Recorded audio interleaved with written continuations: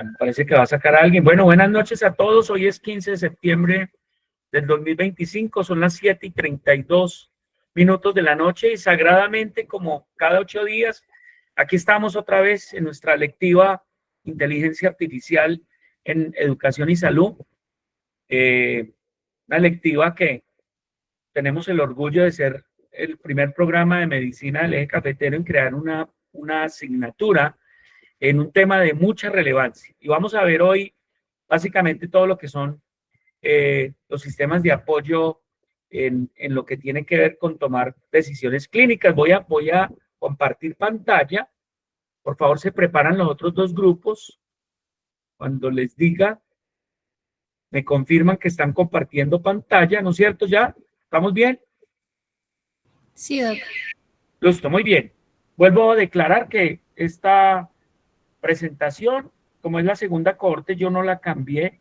Básicamente la construí apoyado con inteligencia artificial, con mi propio herramienta de inteligencia artificial. Entonces, rápidamente, estos sistemas de apoyo a la toma de decisiones clínicas, la sigla es CDSS, o Clinical Decision Support System. Es un sistema que ayuda a los médicos, a los profesionales médicos, al personal de salud a tomar las mejores decisiones. ¿Y qué utiliza? Básicamente utiliza algoritmos, reglas y aprendizajes automáticos para analizar datos clínicos y proporcionar recomendaciones. De cierta manera, pues nosotros ya lo estamos usando, ya lo estamos empleando con el GPT, experto clínico que ustedes ya han venido conociendo. Básicamente, entonces, hay unos componentes de esos sistemas, que es una base de conocimiento, que incluye las guías clínicas. Si ustedes me preguntan a mí, doctor, ¿qué tiene su GPT experto en medicina interna? Pues tiene básicamente los textos de medicina interna, tiene las guías de práctica clínica, tiene investigaciones y tiene algunos registros electrónicos. Tiene un motor de inferencia con algoritmos y modelos de IA que analizan la información, o sea, analizan toda esta información, y tiene una interfaz de usuario, plataforma donde los médicos ingresan los datos y reciben recomendaciones. Ya existe, ya hay un paso más, donde básicamente la plataforma de historia clínica está integrada a la inteligencia artificial, como lo vamos a ver. En medicina, pues básicamente nos apoyan el diagnóstico médico, nos ayudan la interpretación de imágenes médicas, sobre todo en radiología y dermatología, el diagnóstico de enfermedades como neumonía o cáncer, la prescripción de medicamentos, la evaluación de interacción entre fármacos y recomendaciones basadas en historia clínica y biomarcadores. Yo creo, les decía esta mañana a estudiantes de semiología de la UCU, yo les decía que yo creo que de aquí a 4 o 5 años que ustedes terminen, estoy casi seguro que muchas plataformas de la región, las plataformas, yo uso por ejemplo Salud Tools, cada institución tiene una plataforma, ya va a tener integrada la inteligencia artificial y va a permitir mucho de esto, muchachos. Bueno, yo creo que sí, en general muy bueno, y ustedes dirán, entonces, ¿para qué estudiamos tanto? No, recuerden que nosotros seguimos siendo los pilotos y la IA y los sistemas, ¿sí? Y las tecnologías siguen siendo la copiloto, pero nos van a ayudar, nos van a ayudar.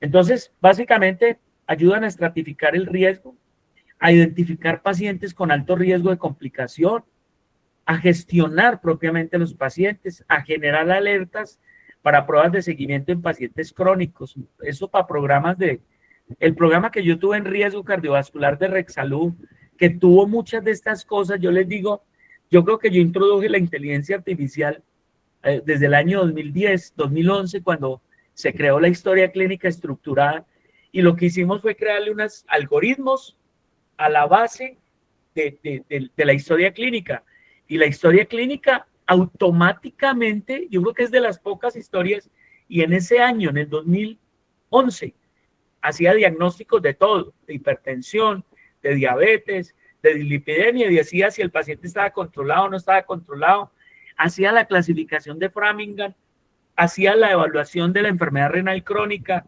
y hacía la evaluación general, y le decía al médico que formulaba, que no formulaba.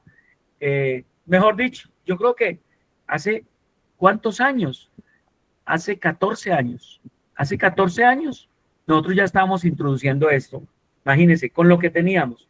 Automatización de protocolos clínicos, de protocolos para reducir errores. ¿Y cuáles son los beneficios de estos sistemas? Mejora la precisión, reduce el error humano, optimiza eficiencia clínica, automatiza procesos, facilita el uso de la medicina basada en la evidencia. Yo ya no tengo que esperar mucho tiempo en leer una guía, en estudiar una guía, en actualizar una guía de práctica clínica, en aprendérmela para poderla aplicar. Eso puede ser inmediato. Reduce errores de prescripción y aumenta la personalización del tratamiento. Desafíos éticos siguen siendo los mismos, los que hemos venido hablando, la privacidad y la seguridad de los datos. ¿Cómo se protegen los datos de los pacientes? Pues como se protegen los datos en una plataforma de historias clínicas, el cumplimiento de regulaciones, la transparencia y la explicabilidad. Y algunos modelos de guía son cajas negras y eso no se debe, o sea, cada vez la caja hay que abrirla. Cada vez las cajas tienen que ser menos negras. Cada vez la caja tiene que ser menos cerrada. Cada vez tenemos que saber qué es lo que allí hay y qué es lo que está usando, ¿sí? Sesgo algorítmico y equidad, volvemos a lo mismo. Eso hay que obviarlo, hay que omitirlo. Datos de entrenamiento pueden ser sesgados y afectar poblaciones vulnerables. Lo que ya habíamos visto con ustedes en clases pasadas. Responsabilidad médica. ¿Quién es el responsable si hace un diagnóstico erróneo? La autonomía del profesional de la salud. Equilibrar la tecnología con el juicio clínico. ¿Sí? Un ejemplo práctico, un caso clínico, paciente con dolor torácico de IKG. Uso de los sistemas para su diagnóstico y manejo. Búsqueda de la evidencia científica en ResearchRabbit y SciSpice, comparación entre la recomendación del sistema y la literatura médica. Se puede entonces hacer esto, se puede hacer las discusiones obviamente en plataformas, confías en un sistema de estos tantos como en un médico, ¿qué mejoras de uso propones? Conclusiones, estos sistemas son una herramienta poderosa para mejorar la práctica médica, requieren la implementación de la ética basada en la evidencia, requieren el juicio clínico humano siendo clave en la toma de decisiones y el futuro de la medicina, quieranlo o no, va a estar ligado al uso de la inteligencia y dentro de muy poco la superinteligencia artificial. ¿Listo, mis queridos muchachos? Yo creo, bueno, aquí hay unos ejemplos en el mundo. Aquí vamos a poner esos ejemplos aquí rápido. El Watson para oncología, ya lo hay. ¿Sí? Aquí está el enlace si lo quieren buscar o búsquenlo así, Watson for Oncology. Y aquí está el link. El Isabel Healthcare también analiza síntomas, proporciona, ese está incluso abierto para que ustedes lo usen. Bases de datos con más de 10,000 enfermedades. Identifica enfermedades incluso raras. Ahí está el link, ¿sí?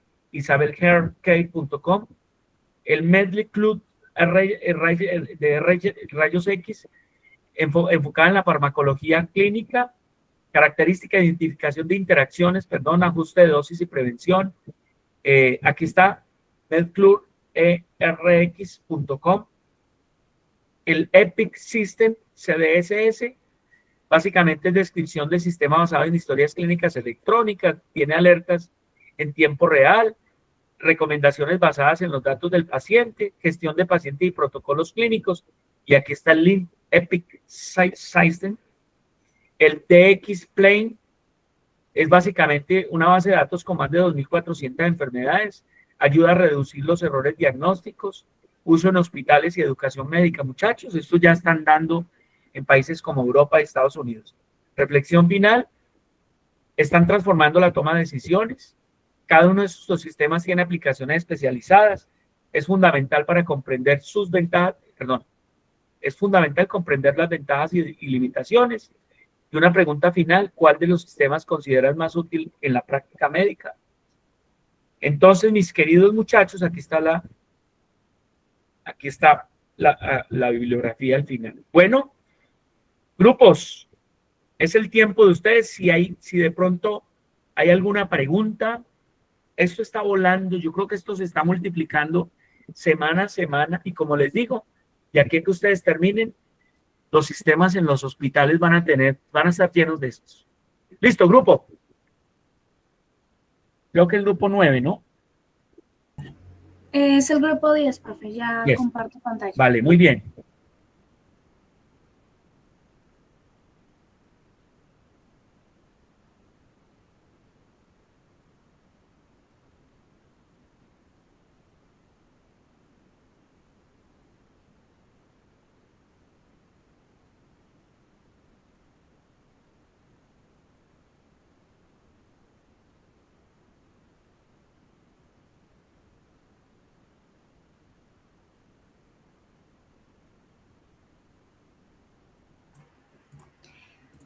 ¿Se me escucha y se me ve?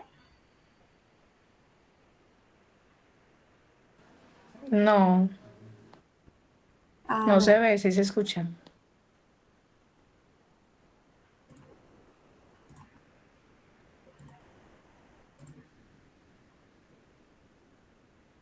Profe, está muteado. ¿Y ahí?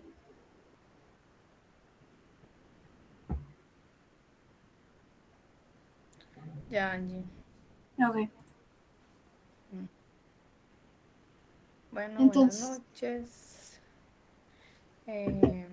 Voy a dar inicio a nuestra exposición.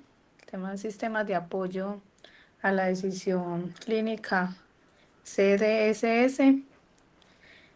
Los sistemas de apoyo a la decisión clínica, conocidos como CDSS, son herramientas tecnológicas que se han diseñado para ayudar a los profesionales de la salud en la toma de decisiones médicas.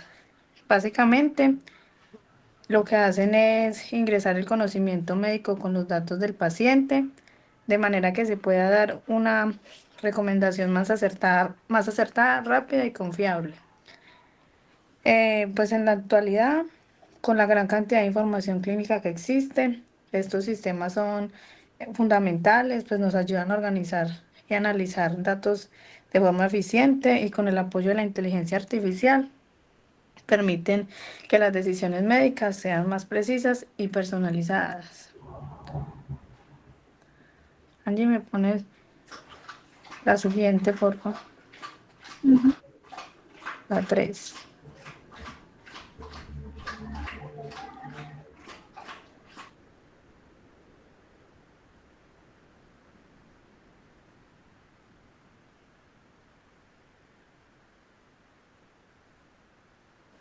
La diapositiva 3. Aplicaciones. ese. Bueno, en cuanto a las aplicaciones de los CDSS en medicina, podemos destacar varias áreas muy importantes. Está radiología avanzada, pues hoy en día existen. Lady, por favor, ¿quién le está pasando las diapositivas? Sí, es Yo. que pones la 3, porfa. ¿Por qué No no, se cambia. no No pone se modo de cambia. Ya. presentación? Ya, listo. Ya. Ah, ok. Bueno, voy a volver a. Bueno, en cuanto a las aplicaciones de los CDSS en medicina, podemos destacar varias áreas muy importantes. Está radiología avanzada. Hoy en día existen algoritmos que incluso superan a radiólogos experimentados en la detección de enfermedades como neumonía en radiografías de tórax. Esto hace que el diagnóstico sea más rápido y que los pacientes reciban atención oportuna. Tenemos oncología predictiva en el área del cáncer, sistemas como, no sé pronunciarlo bien, profe, pero es Watson for Oncology. Permiten optimizar estrategias de tratamiento personalizadas, adaptadas a cada paciente y pues ayudan a identificar riesgos de forma temprana. Tenemos la medicina personalizada, gracias a los modelos de Machine Learning. Los CDSS pueden predecir riesgos y apoyar en diagnósticos que se ajustan a las características únicas de cada persona, pues logrando un enfoque más individualizado. Eh, Tenemos soporte educativo y clínico. Además, los CDSS también son útiles en la formación médica y en el día a día de los profesionales, pues, por ejemplo, el uso de grandes modelos del lenguaje, pues, como ChatGPT, que facilita la resolución de dudas clínicas y refuerza la educación médica con las respuestas rápidas y pues confiables.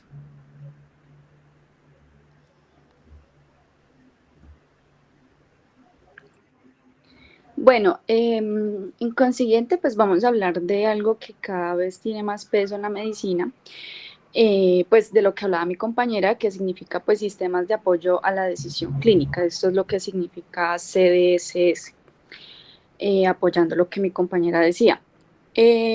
Básicamente, pues estos son herramientas de inteligencia artificial que ayudan pues a los médicos a tomar decisiones más rápidas, ¿no? Entonces, aquí basándonos en desafíos éticos de este mismo, tenemos la autonomía y la explicabilidad. Por ejemplo, imagínense que un sistema de IA les recomienda un tratamiento, pero el médico y el paciente no entienden de dónde salió esta conclusión. Por eso, pues la clave es que estas decisiones sean claras y explicables para que la gente no sienta que confían a ciegas en una máquina. Tenemos pues posteriormente a esto justicia y equidad. Aquí entra el tema de los sesgos, si el algoritmo fue entrenado con datos que no representan a toda la población, pueden terminar reforzando desigualdades en salud, pues en pocas palabras podría beneficiar más a unos pacientes que a otros. Tenemos también en la privacidad y seguridad, esto es pues sagrado, la información clínica del paciente es súper sensible. Los CDS se deben garantizar que nadie sin autorización acceda a estos datos porque hablamos de la intimidad de la salud de cada persona. Como cuarto punto, también tenemos la confianza en la tecnología, que ni el paciente ni el médico van a usar estas herramientas si no confían en ellas. Generar pues esta confianza es fundamental para que el sistema como que se adapte y se mantenga en el tiempo. Lo de los ejemplos prácticos, Angie, por favor. Bueno, vamos a hablar ahorita sobre los ejemplos prácticos de impacto de los CDSS. Tenemos interacción humano con la IA, pues en un estudio publicado en 2023 fue que leímos, mostró que los chatbots médicos respondrían las preguntas de los pacientes con más empatía y calidad que los mismos médicos humanos. Pues esto no significa reemplazo, sino complemento, pues diciéndolo así. La IA puede ayudar a mejorar la comunicación médico-paciente. Como segundo punto tenemos la atención geriátrica personalizada, que es que los ES son una joya como geriátrica, por decirlo así, geriátrica, porque los adultos mayores suelen tener muchas comorbilidades, toman varios medicamentos y tienen necesidades únicas. Estos sistemas pues también analizan todo ese enredo y pues ayudan a diseñar tratamientos personalizados para que mejoren la calidad de vida. Pues prácticamente, pues en conclusión de todo, pues decimos nosotras que los ES pues es una oportunidad gigante para mejorar la atención médica, pero hay que pues manejarlos con ética, que es lo que les hablaba, que sean claros, justos, pues seguros y confiables. Pues la clave no es reemplazar al médico, sino que como potenciarlo, ayudarlo con herramientas que pues que le ayuden a tomar mejores decisiones. Listo, entonces algunas de estas herramientas que se pueden utilizar son Scite, ResearchRabbit y SciSpace TypeSet y Consensus. Ahorita vamos a hacer una muestra de cada una de estas IAs y cómo se podrían utilizar. Entonces, el primero es una plataforma llamada Scite que permite el análisis de citas e identifica estudios y contradice afirmaciones entre cada estudio, entre cada artículo. ResearchRabbit es un generador de mapas interactivos de los artículos y muestra gráficamente cómo cada artículo se va relacionando con los otros y qué autores están relacionados y citados según qué artículo.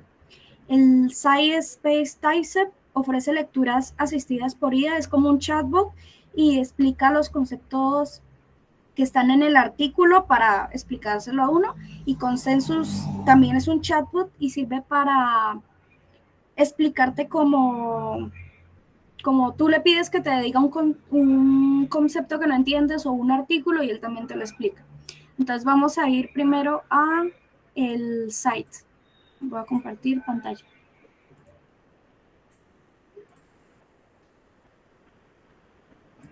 Listo.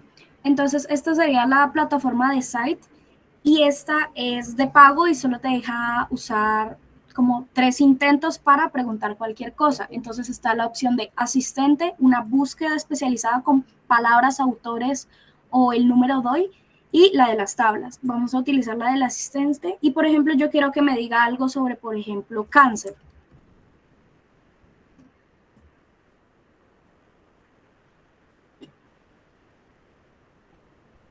Entonces está haciendo la búsqueda, relacionando el artículo, buscando palabras del significado y me va generando una respuesta que me va a dar la cita desde donde la sacó.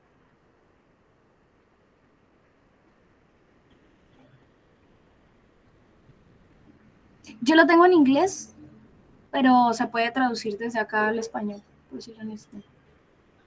Entonces me dice, el cáncer permanece crítico, es un desafío de salud crítico en el mundo y Y me dice que para desbloquear la respuesta completa necesito acceder a, tengo una cuenta y aún así necesito pagar por esta información. Es muy bueno porque te da la información ya con las citas y si entras aquí te deja ver desde qué parte del artículo la sacó, pero es de pago y no deja mucha libertad a lo que uno puede hacer. El segundo que les había comentado sería Research Rabbit. Para un momentico ahí, Angie. Sí. Un comentario. Mire, Excite yo lo pagué. El año pasado lo pagué y lo trabajé mucho rato. Primer consejo. Pues sí, para que funcione muy bien, es mejor la versión paga, uno. Esos son como $20 mensuales. Vale casi lo mismo que un GPT. Es muy bueno, pero recomendación, no dejar que él solito haga la búsqueda y construya, por decir algún marco teórico con las referencias y eso. Lo ideal es crear, es decir, lo ideal es que uno haga una búsqueda de la literatura, puede ser con él mismo o con herramientas como SciSpice, Consensus o Research Rabbit, se lleve los DOIPA y los importe, cree como una, ese tiene un nombre que en este momento me olvida porque hace rato no lo uso. Ábreme donde dice producto, ábreme donde dice product, un momentico, eso, el dashboard, creo que es el dashboard, eso, ahí uno empieza a crear y a importar todos los artículos que uno quiere. Uno, por ejemplo, va a hablar cáncer, entonces va a importar los artículos que considera relevantes, entre otras cosas, ahí mismo él le hace un resumen de cada artículo, le pone la referencia formato Vancouver, formato APA o formato Michigan o lo que usted quiera, pero lo más importante es que cuando ya empieza a darle el prompt de lo que usted quiere, que no es decirle cualquier palabra, sino lo que usted quiere, usted le da la orden, la configuración para que él trabaje con los artículos que usted quiere. Entonces eso es lo bueno. Pero la recomendación es esa, es no deje que ella haga las cosas, porque él, como con la IA, hace cualquier cosa y termina diciendo cualquier cosa, a veces alucina, trae artículos que no tienen nada que ver. Entonces lo ideal es crear como las carpetas con los artículos por especialidad que uno quiere, pero es muy bueno, yo lo trabajé el año pasado, no, este año no porque no lo necesitaba. Ahí se los dejo. Listo, siguiente. Ok, entonces con el siguiente es el de Research Rabbit, que es para, también se pueden subir artículos, buscar desde, por ejemplo, palabras clave o el título de un artículo, palabras clave, Entonces, este sí ya no es un chatbot, uno tiene que subirle como lo que uno quiere. Entonces, vuelvo con el mismo ejemplo del cáncer, pero ahorita quiero cáncer, más específicamente, supongamos, de seno, entonces breast cancer. Y me muestra ya papeles como médicos y de ciencia o de todos los, ¿cómo se dice sujetos? Como de toda la materia. Entonces me dice que encontró presentación de cáncer y la investigación y manejo. Y supongamos que a mí me interesa este artículo. Entonces lo añado a el Research Rabbit. Los biomarcadores y tratamiento, me interesa saber. Es un artículo que me muestra que son de estos autores y de este año. Y Entonces, me los va a... Angie, lo importante entonces es uno, en Research Rabbit, es uno, crear al lado izquierdo, detrás de la pantalla que tiene Angie, ven colecciones y categorías. Entonces, lo ideal es que uno cree colección y cree las categorías ahí, de lo que uno quiere, la investigación que uno está, por ejemplo, cáncer de seno. Y a partir de ahí, entonces, los artículos empiezan a vincularse a esa carpeta o a esa colección o a esa categoría. Pero lo más importante es lo siguiente, lo que Angie dice, que él empieza a crear como el lead map, el mapa de semillas. Entonces empiezan a aparecer artículos similares, artículos citados. Mire esta belleza. Es muy bueno Research Rabbit. Es muy bueno.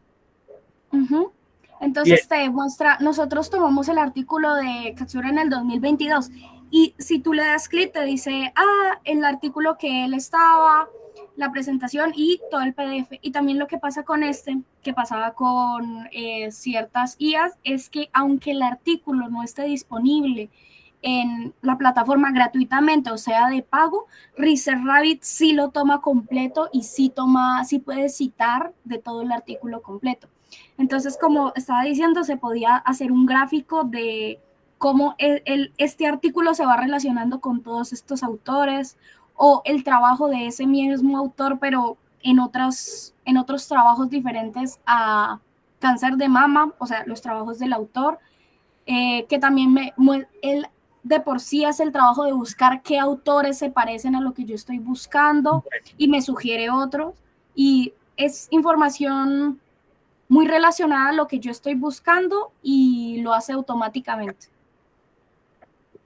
Ese sería Research Rabbit. El siguiente es el SciSpace, y que este sí ya es un chatbot, es un asistente para ayudar a realizar las tareas. Entonces, no sé si aquí me lo sepa en español e inglés, pero vamos a intentar con español. Recuerden que un consejo, Angie, por ejemplo, el SciSpace y el Consensus, lo ideal es que usted le dé un buen prompt, ¿sí? Acuérdense que la clave de una buena búsqueda está en el prompt que usted coloca. Entonces, lo ideal es ponerle todo un prompt ahí o ponerle las palabras claves. Incluso ahí se puede decirle a GPT que le construya una caja de búsqueda o un prompt para buscar cáncer de seno, triple negativo, no sé qué hijo de pucha. Entonces, él le pone ahí, pon por ejemplo, cáncer de seno, triple negativo, terapia, por decir algo, por decir alguna cosa. Eso puede escribir, él acepta en español y en inglés, no hay problema.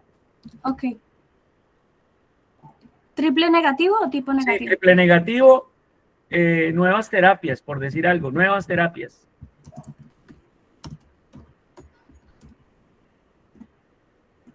Listo.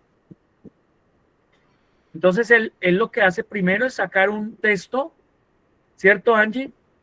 Que describe lo que más o menos va resumiendo y pone casi con un formato Vancouver los artículos que encontró, pero hace una descripción general de esos 4, 5, 10 artículos. Y también algo que hacía era que lo citaba en el mismo texto, y a mí yo había hecho una prueba y me había sacado esta misma parte, que pone la cita y el link hacia el artículo que él está citando, y muy bueno, saca una tabla completa con todo. Muy bueno, SciSpace. Y creo que me sacó 20 referencias. 20 referencias en 5 marcos minutos. Teóricos, revisiones sistemáticas, estados del arte. Con bibliografía, estamos en la olla con tanta ayuda que tenemos ahora. Muy bien, Angie. Muéstranos Consensus. El último ya es Consensus, que es el mismo, es un chatbot que también sirve para hacer investigaciones de manera muy eficaz, que voy a poner lo mismo que puse, cáncer. Acuérdense que estos son plataformas de búsquedas inteligentes de la literatura, para llamarlo mejor, ¿no, Angie? Sí.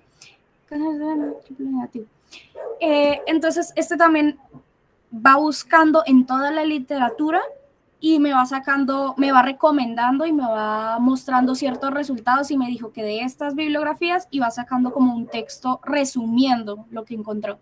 También con sus citas aquí al final, sí. Bueno. También sacó una tabla y ya eso sería todo. Uy, no, eso está maravilloso. Esto en un año ha evolucionado impresionantemente. Muy bien, grupo, muy bien. Ahora les voy a mostrar yo ahorita si alcanzamos, como lo último que les mandé, les compartí y creé. ¿Quién sigue? El grupo 1, creo, ¿no es cierto?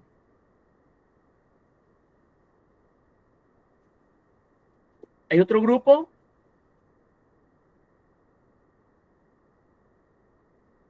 ¿Hay otro grupo? Eso. ¿Listo?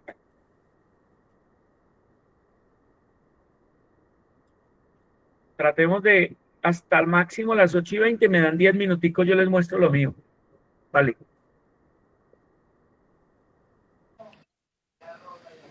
Karen, suba por más.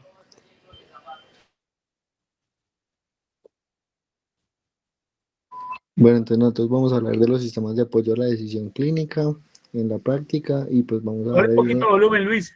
Vamos a hablar sobre la evidencia, la ética y hablar de algunos casos prácticos. Y vamos a hacer una exploración profunda pues de esto, sus aplicaciones, el panorama pues de lo que ha mostrado la evidencia, las consideraciones éticas cruciales y casos prácticos que definen la implementación en la medicina moderna y educación superior.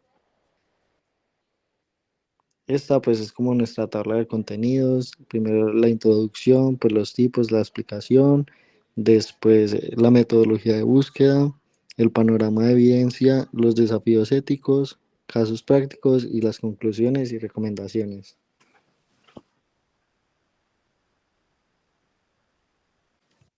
Bueno, entonces, ¿qué es un CDSS y los tipos y alcances? Entonces, los sistemas de apoyo a la decisión clínica son herramientas que asisten a médicos y profesionales de la salud en la toma de decisiones clínicas. Estos pueden ser basados en reglas predefinidas o emplear algoritmos de machine learning e inteligencia artificial para procesar a grandes volúmenes de datos. Los CDSS se aplican en diversas áreas, desde el diagnóstico hasta la gestión de tratamientos, incluyendo la prevención de errores de medicación y la adherencia a las guías clínicas.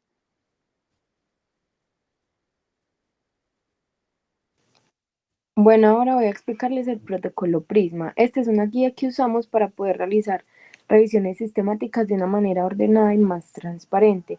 En este protocolo podemos ver varias etapas, donde la primera es un buen registro del protocolo. Eso puede ser de manera opcional en la plataforma como OFF o Próspero.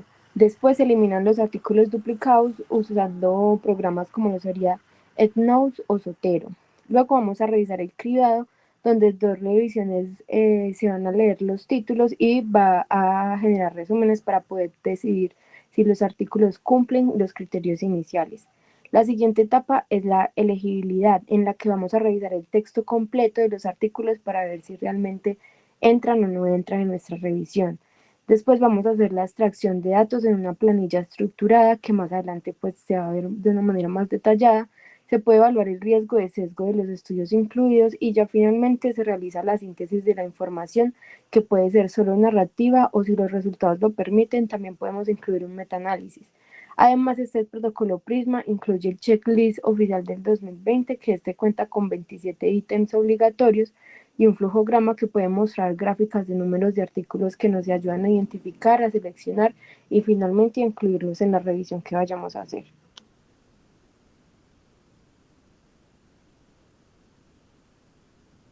Bueno, luego tenemos la metodología, donde vamos a explicar como el paso a paso de todo lo que se escribe en esas bases de datos para poder tener los mejores resultados. Y en las fuentes de estrategia de búsqueda teníamos bases de datos como PubMed, Medline, Scopus, Cochrane, Explore, Yamaya, en donde pues acá más o menos hay un ejemplo de un prompt donde es importante poner pues el OR o el AND cuando se quieren agregar más conceptos claves, y los criterios de inclusión y exclusión para que nos arroje mejores resultados. Entonces, por ejemplo, incluir ensayos, estudios cuasi experimentales, cohortes, revisiones sistémicas recientes, validaciones externas, bueno, si queremos algo sobre adultos, pediatría, y excluir, por ejemplo, cosas que no queramos, como opiniones sin datos, series de casos, validaciones puramente técnicas o CDS no sanitarios.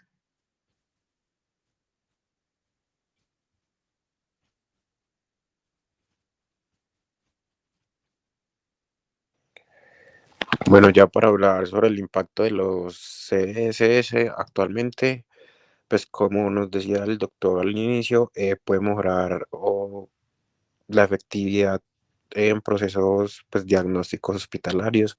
Por ejemplo, si se incluyen guías en estas herramientas, puede identificar pacientes que estén en riesgo de desarrollar una patología o pacientes que ya la tengan y mejorar también el manejo de esta.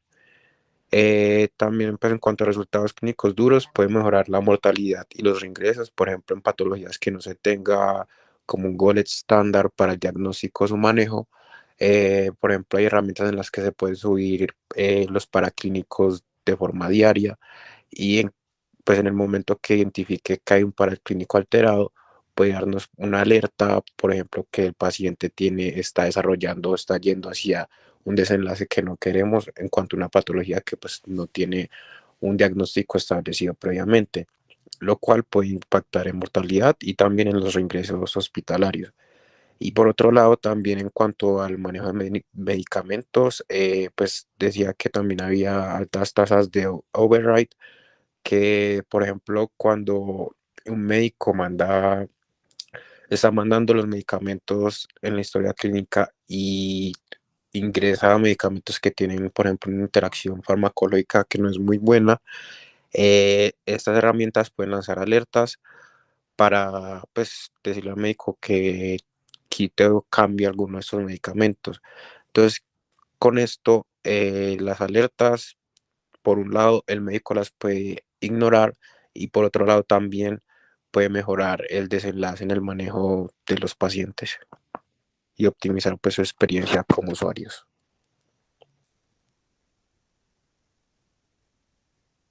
Bueno, entonces para hablar acerca de un ejemplo, un caso práctico, está lo que es Epic Sepsis Model, que este es un sistema de apoyo a la decisión clínica implementado para la detección temprana en la sepsis. Entonces, aquí se hablaba que las evaluaciones externas revelaron que su rendimiento real fue muy limitado, que tuvo baja sensibilidad y especificidad y generó un número de falsas alarmas. Entonces, esto produjo fatigas de alertas y disminuyó la confianza de los clínicos en el modelo. Entonces aquí pues se establece que la principal lección de este caso es la urgencia de que se cuente con mayor transparencia en los modelos propietarios tipo caja negra, así como de realizar una validación continua y la recalibración local después de la implementación. Entre las propuestas de mejora está lo que es el monitoreo post-implementación, la explicabilidad de los algoritmos y la integridad en cuanto a la vigilancia epidemiológica para ajustar el modelo a cada contexto. Y pues básicamente esto lo que nos habla es que no solamente se sabe que la tecnología por sí sola, pues como tal no basta, sino que la transparencia y la validación constante son claves para mantener la seguridad del paciente y la confianza del personal de la salud. Ya en los desafíos éticos clave en la inteligencia artificial clínica, entonces tenemos que la integración de la inteligencia artificial en la medicina debe ser guiada por principios éticos que garanticen la equidad, la transparencia y el respeto a la autonomía del paciente. Entonces podemos encontrar como 4 desafíos. El primero es la justicia y sesgos, que podemos encontrar datos que no sean representativos y que pueden conducir a inequidades en la atención. El segundo es la transparencia y la explicabilidad, que es comprender cómo los modelos toman decisiones, decisiones es crucial, especialmente en cajas negras. El tercero es la autonomía y consentimiento, que es evitar la automatización ciega y asegurar la decisión informada del paciente. Y por último, la gobernanza y la responsabilidad, que es definir la responsabilidad entre las decisiones médicas por inteligencia artificial y la regulación, en este caso, por ejemplo, la OMS.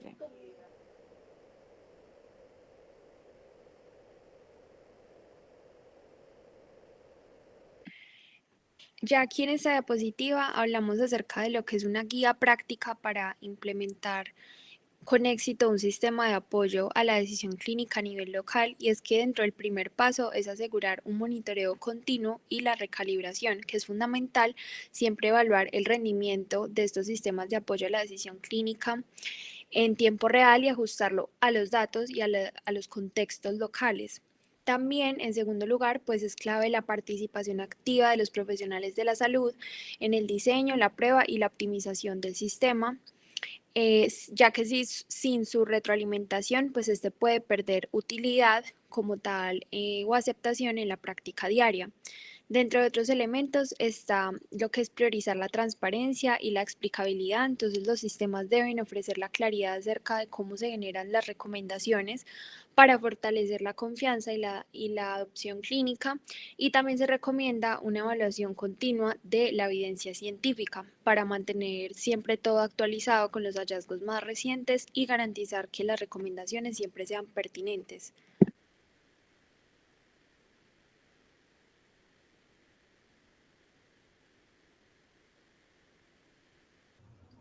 Bueno, ya en esta diapositiva entonces tenemos como tal las conclusiones, que son mensajes clave pues para la práctica como tal con estos CDSS.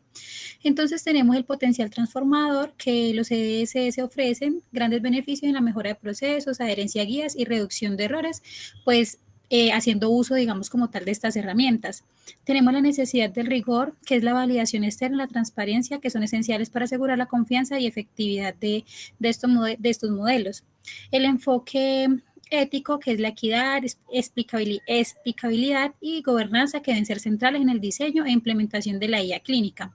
La colaboración multidisciplinaria, ya que el éxito depende de la integración de la perspectiva clínica, tecnología y ética. O sea, en pocas palabras, aunque tengamos la ayuda de estas herramientas, siempre, digamos, como buenos clínicos, también siempre debemos corroborar toda la información que se nos brinda, ya que en algunas ocasiones, pues como pasa con estas diferentes, digamos, como plataformas, pueden haber informaciones erróneas o desactualizadas.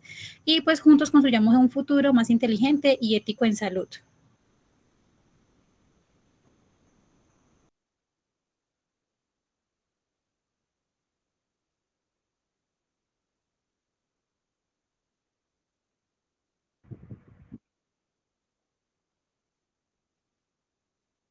Terminaron, ¿no es cierto, muchachos? Sí, doctor. Listo. Bueno, muy bien, grupos. Muy bien, muchas gracias, muy bien. Acuérdense, por favor, seamos juiciosos todos con las citas, seamos juiciosos todos de dónde nos traemos la información y en lo posible lo que hemos hablado de cómo hicimos la búsqueda y eso, volvámosle una rutina. Lo otro que les voy a pedir es que cada grupo que presente cada 8 días, a partir de la siguiente vez, nos traemos cada grupo unos 3 términos del glosario de términos para que sigamos en el tema de evangelización en lo que tiene que ver con inteligencia artificial. Bueno, voy a presentarles rápidamente esto. Ya les voy a presentar. Ahí yo vi que los grupos combinaron cosas, entonces, si ustedes miran mi YouTube, mi lista de reproducción de educación digital y inteligencia artificial, y miran como la transformación de un tema que vengo trabajando hace 1 año, 2 años, no creo que mucho, pero cómo se ha transformado en 2 años. Entonces, el año pasado yo hice varios videos explicándole a todo mundo cómo hacer búsquedas sistemáticas de la información. Digamos que cada vez me estoy tratando de educar más en esto, y yo creo que es una de las grandes competencias que tenemos que tener los médicos, los profesores, saber buscar, saber criticar y eso. Y si ustedes miran los videos, yo les enseñaba a utilizar SciSpice. Hay videos de cómo hacer la búsqueda en SciSpice. Hay videos de cómo hacer la búsqueda en Consensus, que ya me lo mostró el grupo 10. Hay videos de cómo usar ResourceRabbit de hecho, lo alcancé a usar. Hay videos de cómo usar Site, el primero que mostraron, de cómo hacer las búsquedas en bases de datos en PubMed, en Semantic Scholarly, en Scopus, bueno. Y entonces todo eso, porque hasta hace, como lo decía en el video que les compartí esta semana, de cómo construir un GPT experto que construí yo en hacer búsquedas sistemáticas de la literatura. Entonces, hasta hace muy poco, utilizar una IA generativa como GPT o como Queen o como Gemini o como Claude es maravilloso, pues no era posible o no era confiable. Pues, ¿cómo le parece que se están volviendo útiles en la búsqueda sistemáticas? Pero esas búsquedas sistemáticas, si nosotros las especializamos como especializar, por ejemplo, el GPT o especializar el Claude o incluso el Gemini, pues nos va mucho mejor. Y el grupo, por ejemplo, el grupo 10, el grupo 10 o el 1 que mostró el método de Prisma, pues mucho de eso está acá. Entonces, para yo crear este GPT experto, pues yo le tuve que, dentro del cuerpo del GPT experto, dar unas instrucciones, ¿sí? Perdón, aquí me fui por otro lado, vean. GPT experto en marco teórico. Se me fue por otro lado, disculpen. Disculpen. Marco teórico. Ay, se me perdió. Ayúdenmelo a buscar ahí. Experto en marco teórico, dale acá. Entonces, este GPT experto en marco teórico, pues yo le tuve que dar unas instrucciones muy precisas y anexar de pronto unos documentos. Entonces yo le anexé unos documentos. ¿Qué hice? Entonces construí todo un prompt, toda una instrucción de cómo hacer búsquedas sistemáticas e inteligentes, cómo evaluar la literatura y cómo referenciar con normas Vancouver, que son las normas biomédicas. Entonces, mire, esto es muy bonito, creo que en el video yo se los muestro, ¿sí? Con un contexto, ustedes hablaron del método de Prisma, acá arrancamos con definir, estructurar con la pregunta pico, los términos de búsqueda, el embase, las palabras claves, luego las estrategias de búsqueda, en qué bases de datos, PubMed, Base, Cochrane, Scopus, Web Design, con bases complementarias como estas y con algunos filtros utilizados como los que mencionamos ahí, temporalidad, idioma, tipo de publicación, con conectores booleanos como AND, NOT, truncation, herramientas de guía especializada como Verplegery, Consensus, Elixir, Semantic Scholarly, y después jerarquía de evidencia, priorización, nivel 1, nivel 1B, 1.2, 2B, después criterios de inclusión-exclusión, después la evaluación crítica entonces de los artículos, de acuerdo a unas puntuaciones, ahí están las escalas de Haddad, el Newcastle, Ottawa, el Amsterdam, dependiendo del tipo de estudio. Muy bien. Después las normas Vancouver, ¿sí? Cómo se debe citar, dependiendo de lo que estemos haciendo, si es una guía de práctica clínica, un capítulo del libro, una web institucional, un ensayo, algunas reglas del Vancouver, y aquí unas aplicaciones específicas. Todo esto se lo introduje yo al GPT experto, que se los recomiendo para que cuando necesiten construir estados del arte, construir marcos teóricos, construir de pronto la introducción y la discusión de un reporte de caso, lo usen. Voy a poner un ejemplo aquí rápido que le escribí. Ya el PRON él lo tiene adentro, ¿no? Yo no tengo que escribirle tanta cosa. Entonces, estoy como si estudiantes de electiva IA, necesito demostrarles sus bondades y para esto un ejemplo. Necesito construir un estado del arte de nuevos tratamientos en los últimos 3 años de diabetes mellitus. Por favor, mostrar paso a paso según instrucciones que usted tiene. Entonces, rápidamente voy a hacerlo porque no hay mucho tiempo. Y vamos a ver qué es lo que él también hace. Yo estoy construyendo mis documentos para cada clase y casi que no estoy acudiendo a lo que tengo por allá guardado en general, por lo menos las clases en semiología o clases en anatomía o clases en otras cosas que yo doy. Entonces, él empieza a hacer el trabajo, mire.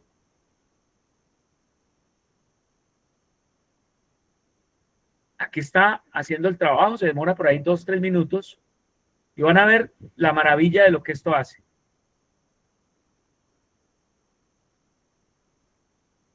O sea, él ya con una buena instrucción, GPT,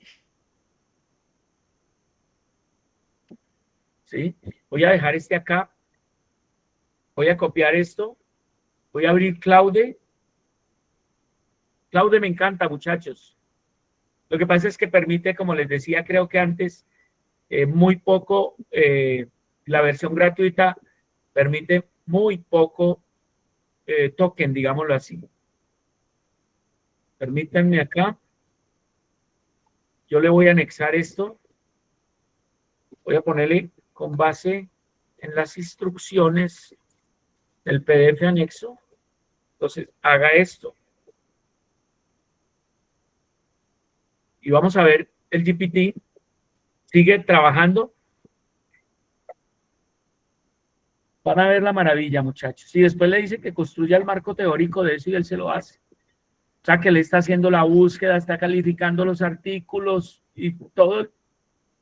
Aquí está definiendo una pregunta pico. Ahí está haciendo el proceso. Y por acá está Claude. Este es más rápido, miren. Entonces en el lado izquierdo empieza, búsqueda sistemática fase 1, pregunta pico, los términos de búsqueda, las palabras claves libres. Y empieza al lado derecho a construir su Canva, ¿no? O su lienzo, o su documento. Mire. Entonces, cada que uno le pregunta algo acá, lo que hace es modificar lo que tiene acá al lado derecho. Y aquí hace su trabajo. Califica los artículos. Esto es maravilloso, muchachos. Ustedes que tienen que hacer tanto, construir tanto marco teórico, hacer revisiones sistemáticas.